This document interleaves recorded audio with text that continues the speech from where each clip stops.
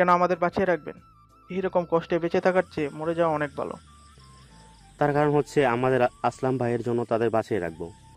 ওই টেরারিস্টের কথা বলবি না শালা, কত নিরীহ লোকদের কিভাবে মেরেছে, আর তোরা সেই ব্যক্তিকে ছাড়ানোর জন্য আমাদের বাঁচিয়ে রাখবি? তাহলে তোরা জেনে রাখ, আমাদের বাঁচিয়ে রেখেও তোদের কোনো কাজ হবে না। ওই আসলামকে আমাদের আর্মি লোক কখনো ছেড়ে দিবে না। দেখা যাক, আসলাম ভাইকে না ছেড়ে দিলে তোদের সবাইকে কঠিনভাবে মারতে হবে। তবে জেনে রাখ, তোদের আর্মির লোকদের সাথে আমরা কন্ট্যাক্ট করেছি। যদিও 3 বছরের ভিতরে আসলাম ভাইকে না ছেড়ে দেয়, তাহলে দেখবি তোদের কি হাল করি। এইদিকে ওদের উপরে অত্যাচার তো হতেই থাকে। অন্যদিকে পরের দিন দেশের বিভিন্ন জায়গায় একের পর এক অ্যাটাক হতে থাকে। এর জন্য প্রায় 200 জন লোকের প্রাণ যায়। পুরো প্রশাসন কাজে লেগে পড়ে, কেননা এই আসলামের মুখ থেকে কোনো তথ্য বের করতে পারলে ওরা নিজেদের লোকদের খুব ভালোভাবে উদ্ধার করে নিতে পারবে। কিন্তু আসলামকে কোনো রকম আঘাত করতে পারছে না, কেননা আসলামের কিছু হলে ওরা দেশে আরও তাণ্ডব চালাতে থাকবে।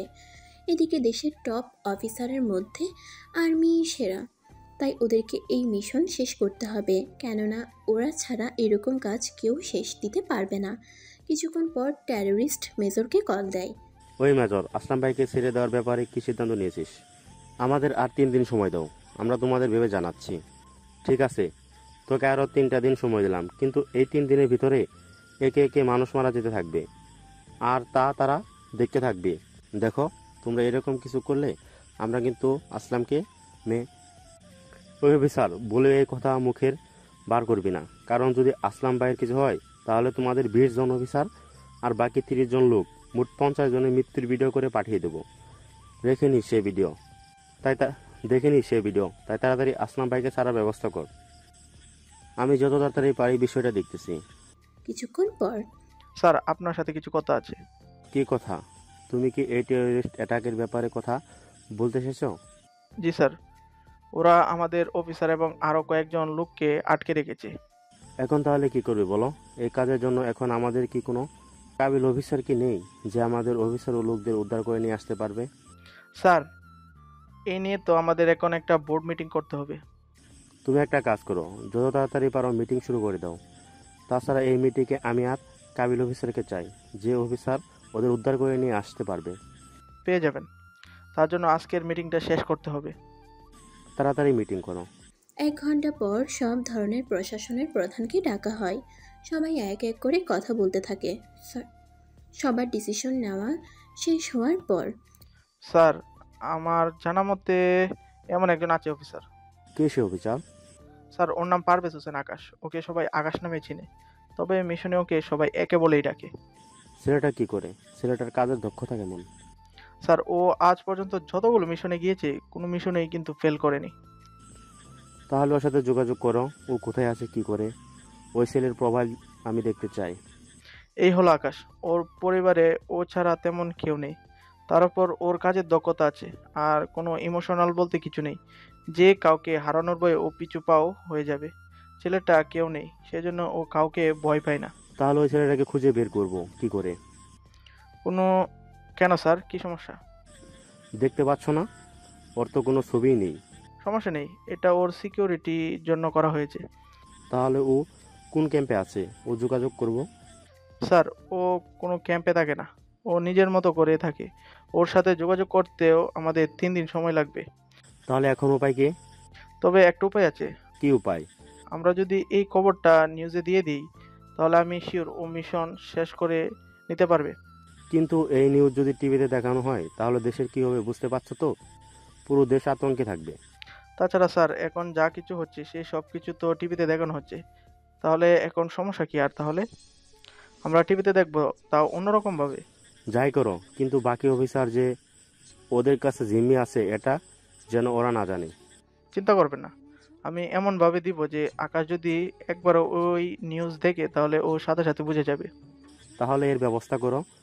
তবে আমি যে কোনো মূল্যে আমাদের অফিসারকে জীবিত ফেরত চাই। তাছাড়া ওই আসলামকে এখন কি করব? ও এই মিশন শেষ করে সবাইকে নিয়ে দেখবেন এখানে ফিরে আসবে। তাহলে যা ভালো মনে হয় করতে থাকো। 1 ঘন্টার মধ্যে সমস্ত টিভি নিউজের মধ্যে এই নিউজটা দেখানো হয়। এই নিউজ যখন চলছিল তখন আকাশ একটা ভার্সিটিতে ছিল, ছদ্মবেশ ধারণ করে। ওই ভার্সিটিতে আকাশ ছাত্র হিসেবে জয়েন করে। তখন ও নিজের বন্ধুদের সাথে আড্ডা দিচ্ছিল। আড্ডা বলতে ভুল হবে, ওরা সবসময় নিজেদের মধ্যে অনেক রকম কাজই করতে থাকে, তার সাথে ভিন্ন রকমের আলাপ আলোচনা। কিছুক্ষণ পর এই দেখ তো, আজকে নিউজে কি দেখাচ্ছে এটা? কই কি দেখাচ্ছে? এই দেখ, আসলাম ভাইকে ছাড়ার জন্য কিছু সেনাদের বন্দি করে রেখেছে টেরোরিস্টরা। এখন তাহলে আমাদের কি করার আছে? ওরা যখন নিজেদের বিপদ মাথায় এনেছে, তখন তো আমাদের কিছু করার নেই। একটা কাজ করো, আমাদের সব কমান্ডারকে বলো রেডি হতে। আমি আর তুই এখান থেকে গিয়ে তৈরি হয়ে নিব। তা তো বুঝলাম, কিন্তু আমরা কোথায় খুঁজবো? এই সব কিছু তো এখন জানি না। তা নিয়ে তোকে ভাবতে হবে না, তুই শুধু তৈরি হ। তাছাড়া আমার ছোট্ট একটা কাজ আছে, ওই কাজটা মিট করে আসি। এই সময়ে তোর আবার কি কাজ থাকতে পারে? তা তুই বুঝবি না, এখন যেটা বলতেছি ওই কাজটা করতে থাক। তুই গিয়ে সবাইকে তৈরি হতে বল, আমি আসতেছি। আচ্ছা, যাচ্ছি আমি। আবির চলে যায়। আবিরের কথাটা সে ফাঁকে আপনাদের একটু জানিয়ে দেই। আবির আকাশের একমাত্র কাছের বন্ধু। বিশ্বাস করার মতো আকাশ একমাত্র আবিরকেই বিশ্বাস করে। আবির চলে যাওয়ার পর আকাশ লাইব্রেরিতে যায়। ওখান থেকে কিছু জিনিস পকেটে ঢুকিয়ে নেয়।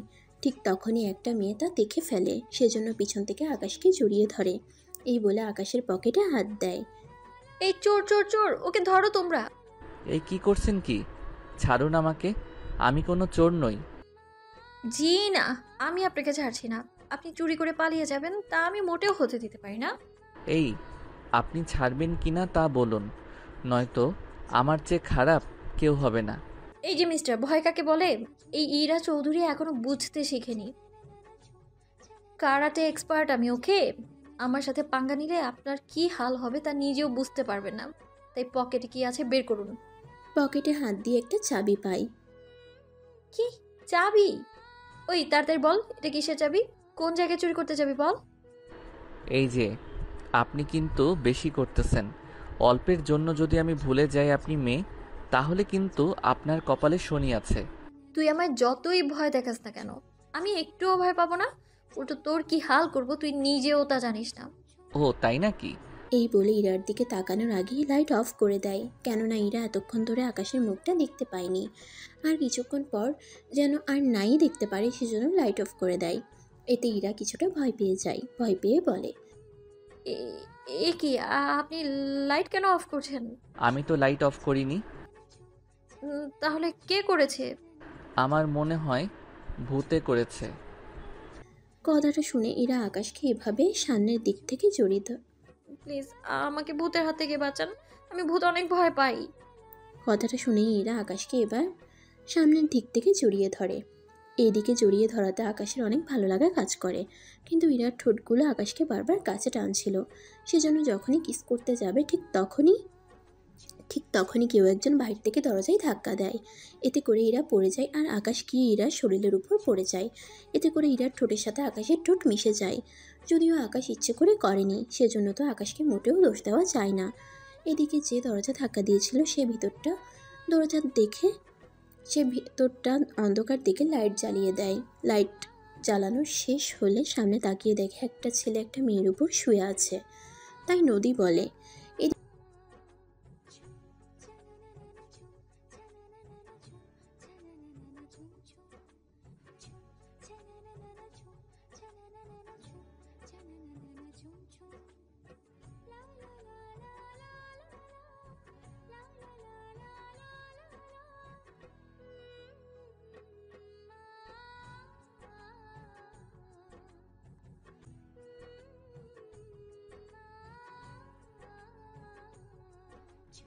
cha na na na na chum cha na na na na chum cha na na na na chum chum